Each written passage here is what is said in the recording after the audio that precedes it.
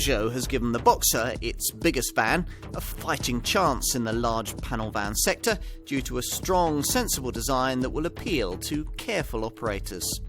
On paper, this improved third-generation version certainly looks to be a van that can, for no direct rival can significantly better either its payload or its load-carrying capacity, and few can equal its low costs of operation. Equipment levels are also superior to those of many obvious rivals. In other words, it aims to score in the areas that really matter to business users.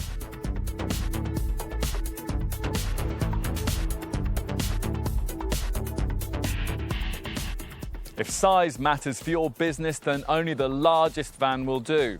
Something perhaps like this one, Peugeot's Boxer. This third-generation model dates back to 2006, but was substantially updated in mid-2014 to create this facelifted version that we're going to look at here. Peugeot has a long history in van production, having assembled over 1.8 million LCVs since 1950, nearly a million of which have been Boxer models produced across the three generations on sale since 1994. Throughout that time, this vehicle has had its design shared with two other rivals, Fiat's Ducato and Citroen's Relay, the LCVs that continue to provide this Boxer's toughest competition. That collaboration continues with this improved design, though only the Citroën model shares the same engines that Peugeot uses here. This vehicle will certainly need to make good on those glossy brochure promises if it's to face down the other four designs that populate the large van segment. Two of these, like this Boxer, are brand shared. The Volkswagen Crafter Mercedes Sprinter package and the Renault Master Vauxhall Movano Nissan NV400 collaboration. Plus, there are now much improved Ford Transit and tough Iveco Daily models to consider. Peugeot is boldly claiming that this vehicle can carry heavier payloads than these rivals, as well as delivering much improved standards of driver comfort, safety and convenience.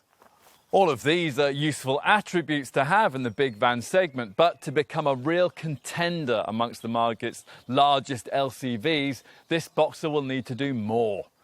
Can this improved design enhance this model's reputation for tough practicality that delivers the solid versatility and running cost efficiency that operators are looking for? Let's find out.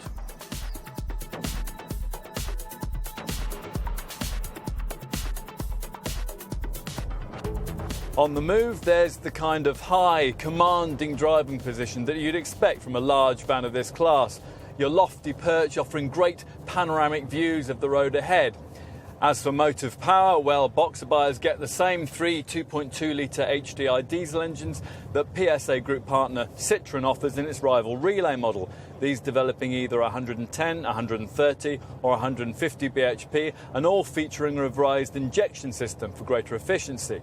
At the top of the range, to suit those operators likely to be covering longer distances with heavier loads, Peugeot also offers a 3-litre HDI unit with 180 bhp on tap, an engine unique to this Boxer.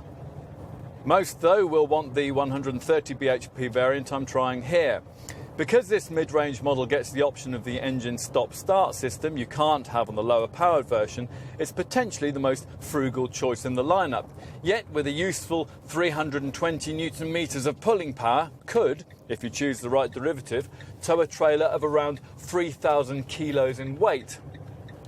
Around town, this van can make light work of tricky urban situations with a tight 14.24 metre turning circle between curbs in the case of the volume L3H2 variant, and that equates to 3.87 turns lock to lock. The reasonably slick 6-speed manual gear change helps in town too, which is just as well because there's no automatic option. If your town deliveries take you to places like muddy construction sites, then you might well be interested in the grip control option Peugeot offers, that on loose surfaces automatically transfers drive to the wheel with the most grip. The system also includes the kind of hill descent control feature that you'd normally find on an SUV for easing you down slippery slopes. All of this would be worth its weight in gold the next time you have to continue your deliveries throughout a snowy snap. What else? Well, if you were used to the pre-facelift version of this third-generation Boxer model, you'll immediately notice that this van is quieter at speed. This is due to its considerable underbody and upper body strengthening, aimed at producing greater durability as well as that extra refinement. The brakes have been revised and they feel a bit more effective. Certain versions also get the option of variable assistance power steering, which becomes lighter at urban speeds and heavier to cruise. This setup is standard with the 3-litre HDI engine. Suspension is something of a Peugeot speciality, and not only on its passenger cars.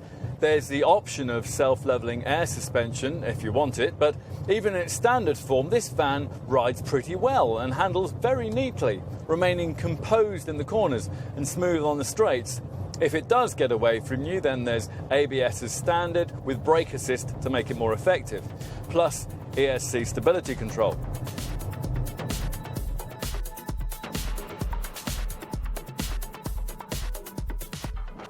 The days when panel vans were nondescript clones of one another are thankfully behind us, and the Boxer's stubby frontage is certainly distinctive.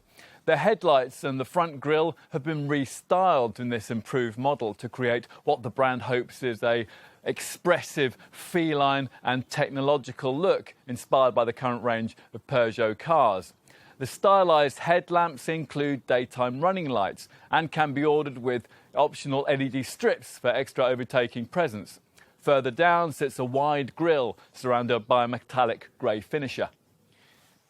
Otherwise, things are much as before with this improved third-generation model.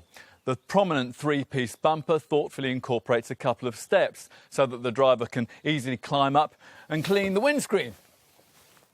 And those sleek headlamps are positioned high up out of harm's way, although the same can't be said for the indicators built into the large door mirrors. Moving rearwards, there's a heavy swage line that extends down both flanks above deep rubbing strips that protect the sides from minor damage. And at the back, the beefy rear bumper doubles as a step, and chunky rubber buffers on each side of the rear door protect against day-to-day bumps and scrapes.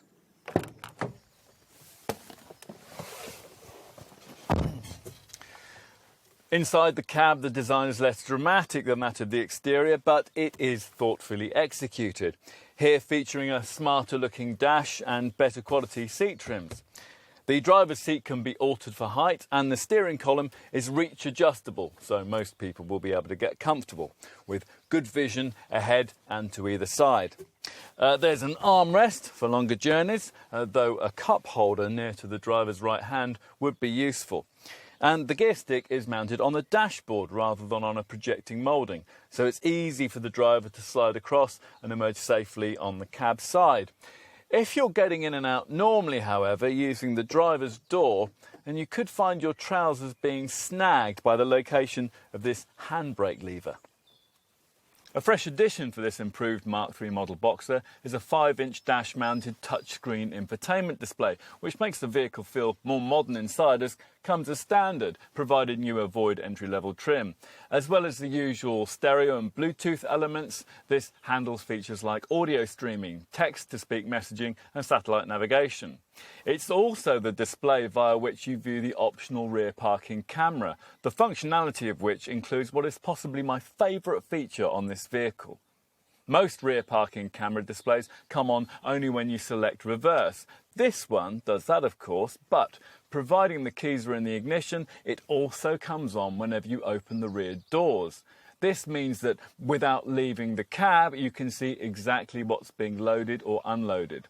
It's a great and very unique security feature, and if I were an owner-operator, it's one of the things that would really sell me this van. Indeed, it's cleverness like this that makes you tend to overlook the fact that build quality isn't quite as solid as some pricier rivals. Still, everything feels built to last, with plenty of thought given to day-to-day usability. There are 13 different storage spaces around the cab, including a glove box, a lockable lidded bin in the middle of the fascia, spacious enough to swallow a laptop, 2 shelves on the passenger side of the dashboard, one above the other, plus further shelving both beneath and to the right of the steering wheel. You can even stash stuff on a 22-litre shelf above your head and in a tray beneath the driver's seat. Plus, of course, there are deep 2-tiered bins in both doors, big enough here to hold a flask or a bottle of water. Not everything fits nicely into shelves or trays, of course, so there's a neat dash-top clipboard to hold delivery notes or maps. Just as useful is the way this middle seat folds down to reveal a little desk with a clip, a pen tray and 2 cup holders. Unfortunately, there are no cup holders anywhere else in the cab. In developing this vehicle, the engineers pursued an intensive development programme which involved nearly 2.5 million miles of road testing and over 18,500 miles of testing on poor quality and low grip surfaces. There were also 1,000 water fording tests to check out the ceiling and 500,000 door slam tests. That's equivalent to nearly 10 years of intensive use. As a result of this programme, this Boxer's body structure incorporates multi-point reinforcement to improve rigidity and durability. High-use, high-stress items such as these rear doors have been reinforced and higher-strength door hinges are now used. Similarly, the sliding side doors have benefited from reinforced rails, redesigned runners and improved door locks to raise durability and security standards. You can feel the difference in the way this door now shuts with a quality clunk.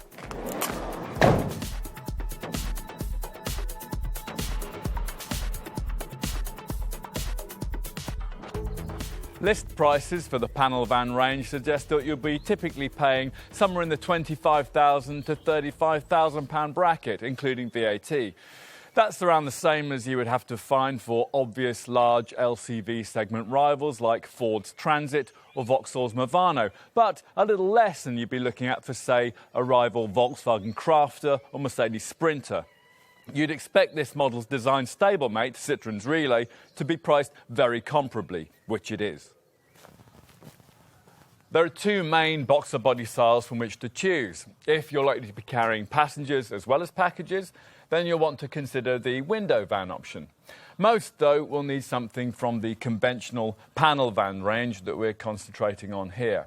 Panel van people get plenty of options too. 4 lengths, 3 wheelbases and 3 roof heights, if you're counting. And these allow a range of load volumes that extend from 8 cubic metres up to a truly sizable 17 cubic metres. The Boxer can manage some seriously hefty cargoes as well, with gross vehicle weights extending up to 4 tonnes. Key model derivatives include a chassis cab range, a chassis crew cab lineup and a back-to-back cab derivative. This Peugeot is also a popular base for motorhome conversions. As for standard equipment, well, all panel van models get daytime running lights, a DAB digital radio with steering wheel mounted controls and Bluetooth phone connectivity with a USB socket. You can also expect to find remote control locking with deadlocks, electric windows and power heated mirrors, plus a speed limiter to help safeguard your licence in urban areas, and more practically, a dual passenger seat, a near side sliding side loading door and a full steel bulkhead. It's also good to see that a proper full-size spare wheel is provided, with the jack and related items stowed in a plastic box beneath the passenger seat. If you can, it's worth finding that little extra for the plusher professional trim level, which is what we're trying here. This throws in air conditioning that also cools the glove box, so no more melted Mars bars, cruise control with a variable speed limiter, a parametric alarm, a 5-inch colour infotainment touchscreen on the dash, an MP3 compatible CD player, audio streaming and SMS functionality for the Bluetooth system, and the rear parking sensors that are always welcome on a van this big. As for options, well, I'd want to look at an additional sliding side door and the possibility of stretching to self-levelling air suspension that can lower the rear loading height. Maybe also the larger 125-litre fuel tank and the programmable Webasto heater if I were a long-distance user. Kindlier employers or owner-drivers may also want to consider extra cost items like the Look Pack, that will give you LED daytime running lights and front fog lamps. A Comfort Pack would give you an air-suspended driver's seat, auto air conditioning, auto lights and wipers, and a leather-stitched steering wheel. I'd also be tempted by the City Pack that throws in rear parking sensors, a rear parking camera, and power-folding electric mirrors. Safety-wise, you only get a driver's airbag in the basic tally, but you can specify passenger, side and curtain bags from the options list. A TPMS tyre pressure monitoring system is standard on the window van version and optional elsewhere in the range. And of course, you also get ABS with emergency braking assist to make it more effective in panic stops. As you'd expect from a modern van, an ESC stability control system is standard, this one featuring ASR anti-slip traction control that makes it easier to move off on slippery surfaces. And talking of slippery surfaces, a neat option is the grip control setup that'll perfectly equip your Boxer to deal with the kind of loose or muddy terrain that you'll find in places like building sites. The grip control package also includes hill descent control to ease you down steep, slippery slopes. Also optional is a lane departure warning system, which uses a camera mounted above the rearview mirror to recognise whether the driver has drifted across lane markings without indicating. If this happens, the driver will get an audible warning as well as a visual one on the instrument panel.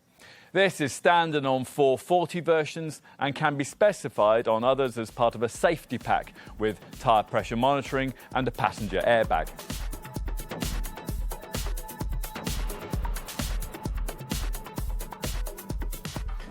A great deal of emphasis has been placed on rendering this Boxer as user-friendly as possible, which is why Peugeot offers a choice of 4 lengths, 3 wheelbases and 3 roof heights. That gives buyers a choice between 8 body combinations. Time then to take a look at the business end, accessible by these twin side-hinged rear doors. Here, the standard 96-degree opening can be extended to 180 degrees, and an optional modification is available to allow 270 degrees of opening, as in the model I'm trying here. Looking further down, you might note the usefully low loading sill height. It's 535mm here, but if I'd specified the self-levelling rear pneumatic suspension, I'd have the option of pressing a button and lowering it further by between 60 and 70mm, depending on the wheelbase of the model in question. Moving inside, let's start with the headline stat that most operators tend to look for first: load volume. Notebooks at the ready? Right, here we go. At the bottom of the range, the smallest short wheelbase standard roof L1H1 model will get you 8 cubic metres. That'll increase to 10 cubic metres if you up the wheelbase to medium level and get an L2H1 derivative, or 11.5 cubic metres if you also up the roof height to high spec with an L2H2 derivative. Here I've gone a bit further still and chosen a long wheelbase Boxer with that same roof height, the L3H2 variant, that delivers a useful 13 cubic metres of volume.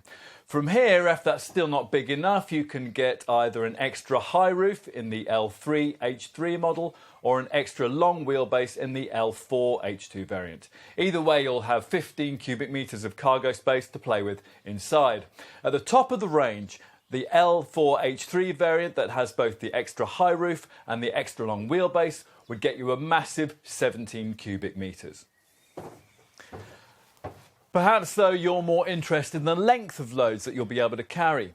Well, pretty much everything you can think of will probably fit. Load lengths vary from 2,670mm in the smallest L1H1 variant I mentioned to a huge 4,070mm in that L4H3 range topper. This L3H2 mid-range variant will probably be enough for most operators, offering, as it does, 3,705mm.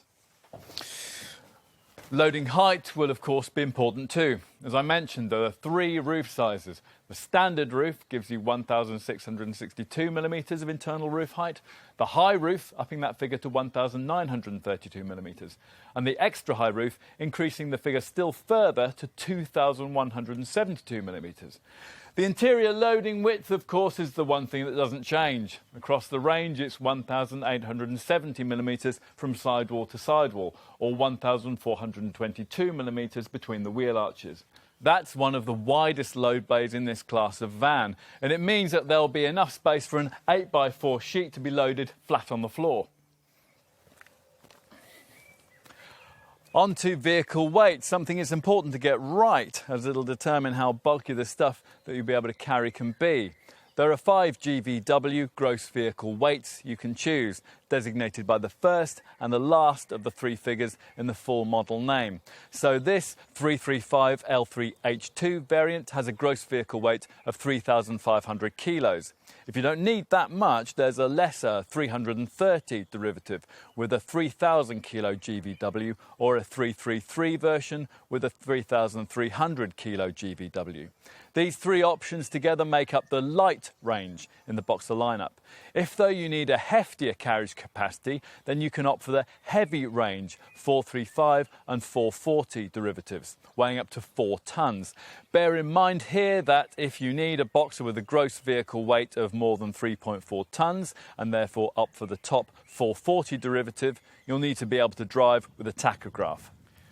With all of that sorted, we can talk payload, an area where Peugeot reckons this model has a key advantage. Even the least capable Boxer model, the smallest 330 L1H1 derivative, can manage 1,155 kilos of weight, whilst the most capable, the 440 L4H2 variant, can deal with an impressive 1,885 kilos. This 335 L3H2 model has a gross payload of 1,525 kilos, nearly 400 kilos more than some directly comparable competitors. What else? Well, if you want to get your loads in from the side, you'll be pleased to find that the sliding side door aperture is decently wide, or at least it is from the L2 body length upwards. You're talking 1,255 millimetres. So yes, a Euro pallet will easily go in. Modifications to this door include redesigned runners to make it easier to use. The height of the aperture will of course depend on the roof height you select. With this high roof derivative, the figure is a very reasonable 1,755 millimetres. 8 floor-mounted load tie-down points are fitted to this vehicle's load bay, plus 2 at the base of the standard full-height steel bulkhead that you'd be glad of if you forget to use them and everything slides forward. You can also add 5 more tie-down points positioned at waist height, 3 on the offside and 2 on the near side. A shelf above the cab, accessible from the cargo area, looks like a good place to store load restraint straps. And to look after the load bay, there are protective panels up to half height to guard against interior scrapes and dents. But these still leave the wheel boxes exposed, so there's no real substitute for proper ply lining treatment. On to running costs. These will naturally be determined by your choice of HDI diesel engine and whether or not the variant you have in mind can be specified with a stop and start system that'll cut the engine when you don't need it, stuck in traffic or waiting at the lights. If it can't, then your combined cycle return in this vehicle will vary between 30.4 and 41.5 miles per gallon, depending on derivative, and if you keep a close eye on the dashboard gear shift indicator as you drive. And your CO2 reading will vary between 180 and 199 grams per kilometre, again, depending on the derivative. If you're looking at the 2.2 litre HDI L3 130 bhp variant I'm trying here, you'll be able to pay your dealer another couple of £100 to get your Boxer with that stop-start system and improve your fuel economy and CO2 figures by about 5%. This particular vehicle manages 39.2 miles per gallon on the combined cycle and 189 grams per kilometre of CO2, which is a pretty impressive showing for a large van with a gross vehicle weight of 3,300 kilos. Keeping maintenance costs down will be a major priority for potential owners, so they'll approve of 3-piece bumpers that mean you only have to repair the part that's actually damaged. Similarly, the 15-inch tyres that are fitted were chosen specifically because they're a common and cost-effective size, so that if your Boxer gets a puncture, it won't be off the road for ages waiting for the right tyres to be sourced. Plus, the larger brakes reduce wear. The longer service intervals that this improved model gets are set quite generously at up to 2 years or 30,000 miles, depending on operation. And you get a flexible warranty that's either 2 years with unlimited mileage or 3 years with up to 100,000 miles. A useful fact to know is that the engine's timing chain won't ever need to be replaced. Breakdown assistance is provided for the first year of ownership, and there's a 2-year paint warranty and 5 years of anti-perforation warranty. Insurance groupings are class-leadingly affordable. The most affordable grouping is 7E, and the 335 L2H3 HDI 130 variant I have here is rated at Group 9E. What else? Well, the environmentally aware will also want to note that all of the available engines will run on fuel containing up to 30% biodiesel without needing modification. Finally, there's the peace of mind of knowing that your Boxer will be looked after by Peugeot's expert network of specialist LCV dealers. Here you get within-the-hour diagnostics, a maximum 48-hour lead time for service and repair, plus a van-for-van courtesy vehicle should you want it while yours is off the road.